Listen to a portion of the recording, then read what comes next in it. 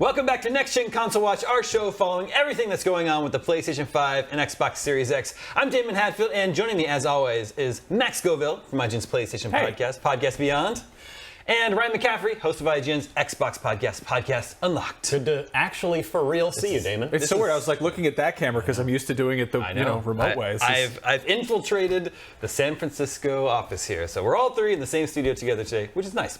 We're going to talk about horror games. Halloween is right around the corner, and specifically we're going to talk about horror games you can play on your next-gen console. As the consoles are almost 2 years old now, they've been building a library of horror games, and there's a nice stable, and there's even a bunch of interesting games that are on the horizon in the horror category that are coming up. So let's try to take stock of what's available out there right now. On both platforms, you've got several Resident Evils, Resident Evil 2, 3 remakes, then 7 and Village, which has some new DLC coming out very soon. There's Alan Wake Remastered, which was out earlier this year, and then Back 4 Blood, the Left 4 Dead-like, which was really well received at launch, although it's a year out, and I'm not sure how many people are still playing it. Game Pass, though. I don't know what that community's like. It is on Game Pass.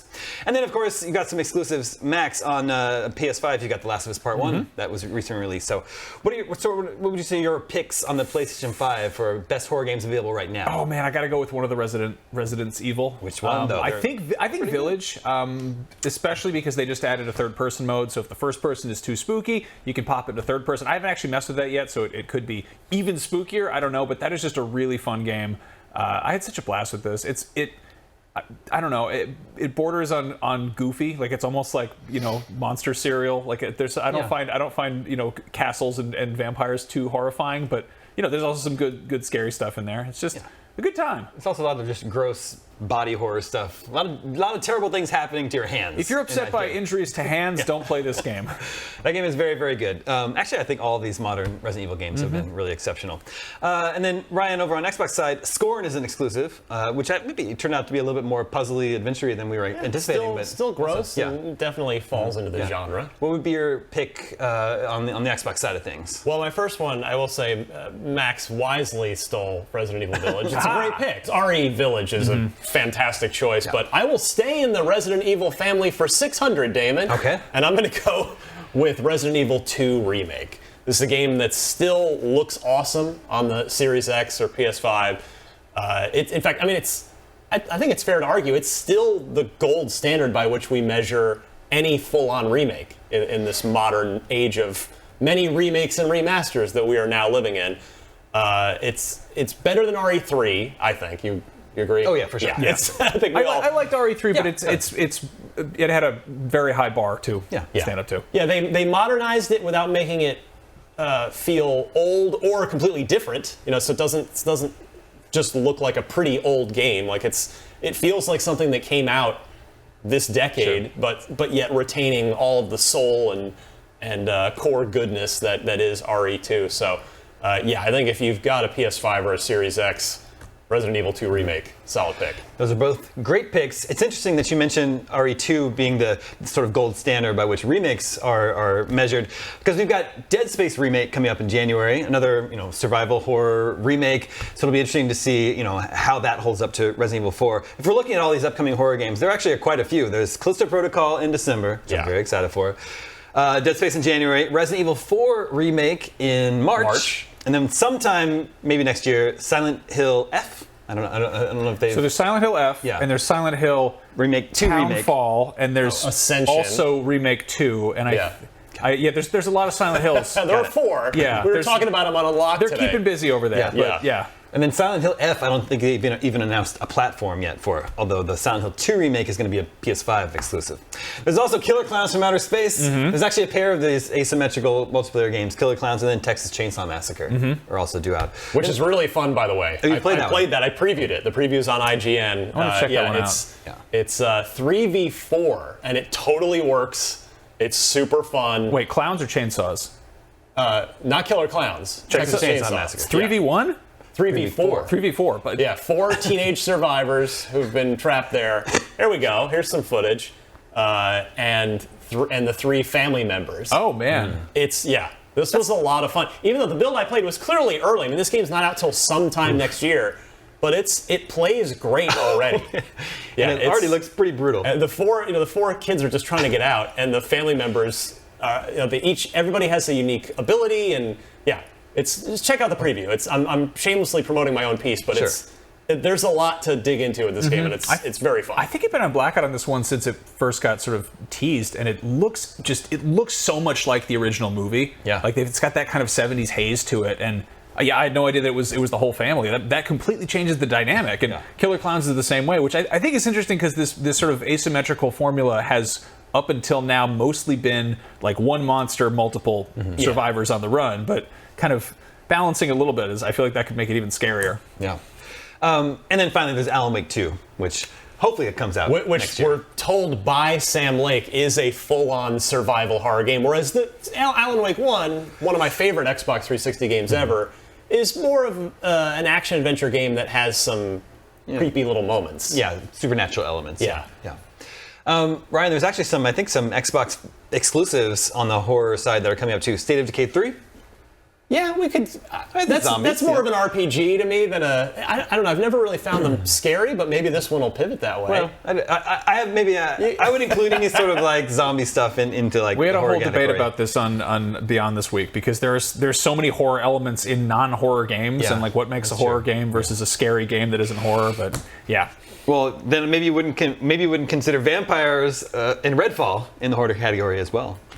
Well, maybe. I mean, it's all vampires. I'm going to throw it in there. Well, and then the one I would want to add too is Hellblade 2. Senua's Saga. I mean, that's psychological horror by design. That's going to be really good. Yeah. Unreal Engine 5 on that. So. Do we have a release window? We do not. Man, been waiting on that one for a long time. It was not in the last showcase, which means it's coming out after June of 2023. But when? And it was like the first game announced for the first Series ever X Series X game announced. Yeah. Well, hopefully the wait is worth it. Well, speaking of waiting, there's also Stalker 2, which has some horror elements as well. Yeah, maybe not hard definitely horror, fair. The sentimental pick for the game everybody's going to want to root for and be awesome. And the good news is the track record of that studio suggests that game's going to be nothing but awesome. Yeah, for sure. So Ryan, what would you say? What's your pick for your most anticipated upcoming horror game? I mean, out of all those, it's hard to argue against Stalker 2 for gameplay reasons, for life reasons. Want to see that team just have a huge hit and a huge success after everything they've been through, as their own team members have gone off to defend their country. But yeah, this game we got as we're seeing here a huge gameplay demo. It's like a 5-minute gameplay piece back at Showcase sometime last year. Time is a blur, but it looked incredible then, and it's only going to be more polished and more just put together. And yeah, I can't wait to play this because I mean I love first-person shooters. And I love single-player first-person shooters, and I love story-driven first-person shooters. This is all of those, and I can't wait to play it. Also, this actually really looks next gen. It really does. Looks amazing. Absolutely. Yeah, this looks really impressive. I'll definitely check it out. I feel like I'm less excited for it just because there have been so many sort of post-apocalyptic, maybe Cold War-infused, survival games like that. I'm looking forward to RE4, which just seems like a very safe bet looking ahead. I mean, we've been talking about Resident Evil a lot here, but that's such a fun entry because it is sort of that pivot into action. It gets a little bit over the top, but it's still got some great monsters and creatures and scary moments. But yeah, I'm very much looking forward to that one too. It'll be interesting to see how it turns out because compared to Resident Evil 2. Resident Evil 4 already feels so much more modern, right? Less in need of a remake, although it's almost 20 years old. I didn't realize until you just ran down this list, Daemon, how many horror games are on. Like, there's a lot. 2023 is going to be a big year for horror games. This genre has been kind of blowing up for the last few years, but man, there are a lot of horror games coming out. I mean, there's a solid decade there where that wasn't the case. Like, you had a handful of indie things, but, it was... the day or the week of the Silent Hill announcement stream where we got all that news was the week of the 10-year anniversary of the last full Silent Hill game, which was the Vita dungeon crawler, which barely counts as a Silent Hill game. But there was that whole stretch of, Resident Evil games where we were like, Capcom, what are you doing over there? What's going on? Like, there's, we don't really talk about RE6 much, but like, no, we don't. They clearly righted that course. So it's, good time to be in a horror. Well, I, for one, welcome our new horror game overlords. We have the results of the poll from last episode. We asked you have you managed to find a PlayStation 5 yet? And 62% of you said yes. 62% of our respondents have found one. almost 21% said they're not interested, they're not looking, and then another 17% said no. So 17% out there, Max, are still looking for one. But we were talking about you're supposed to be 4 times more likely to find one this fall. There was a photo going around on Reddit of somebody being like, "This is the first time I've seen these stay in stock for more than a day," and it was one of those lock cases at Target or Walmart or wherever, and it was just a stack of them, and it was there you go. It was weird because most of the photos you've seen of a stack of PS5s were in like a scalper's garage. So that's true. There's still 1 in 6 people watching this that want a PS5 still can't find one. Like 2 years in. 2 years in.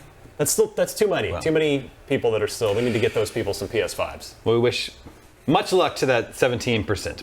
A new poll for you to vote on for our next episode. What is your most anticipated next-gen horror game? Callisto Protocol, Dead Space Remake, Resident Evil 4, one of the Silent Hills. Make sure to vote at IGN.com, and we'll share the results with you next week. And that's going to do it for this edition of Next Gen Console Watch. Thank you to both Ryan and Max. Thank you to everyone working behind the scenes here in our San Francisco studio to make this episode possible. My name is Daemon Hatfield. We'll be back next week, same time, 6 a.m. Friday, 9 a.m. Pacific, no, 9 a.m. Eastern. 6 a.m. Friday, 6 a.m. Pacific, 9 a.m. Eastern, with more PlayStation 5 and Xbox Series X news. I've only been doing this show for like 2 years now. You're jet lagged from your flight. That was an hour jet lagged long. from my flight from LA.